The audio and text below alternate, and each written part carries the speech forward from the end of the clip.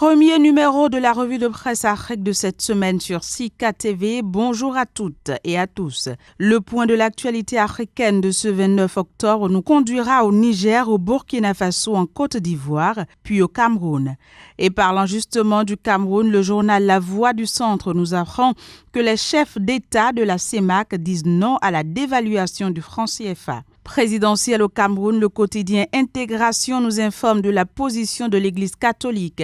À ce sujet, liturgie dissonante sur la réélection de Paul Biya, peut-on lire à la une du journal Intégration. Contestation post-électorale, mutation quotidien informe ses lecteurs que les pro-Kamto manifestent à Douala. Dans le même registre, le quotidien La Nouvelle révèle la stratégie secrète de Kamto pour envahir Yaoundé. Finances publiques camerounaises, l'emprunt obligataire de 150 milliards de francs CFA passe au scanner de l'économie quotidienne ce lundi. Insécurité alimentaire au Cameroun, 2,3 millions de personnes sont exposées à la faim, se désole le journal L'économie quotidien.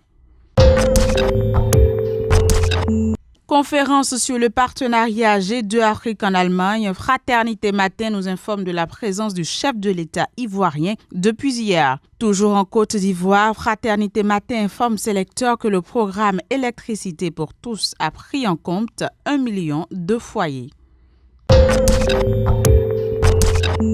Au Niger, visite du président de la République sur le chantier du 3e pont de Niamey, peut-on lire à la une du quotidien Sahel ce lundi. Autre information parue en première page du journal Le Sahel, 2 projets de loi adoptés dont celui relatif au régime fiscal et douanier applicable à Sonchar.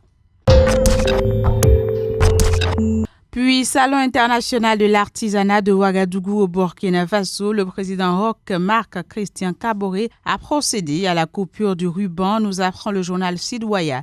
Le Burkina Faso au Conseil des droits de l'homme, une victoire diplomatique saluée par Sidouaya en première page. Voilà, ce sera tout pour la revue de presse Afrique sur Sika TV de ce 29 octobre 2018. Merci de nous avoir suivis. Très bonne suite de programme sur Sika TV. À bientôt. Au revoir.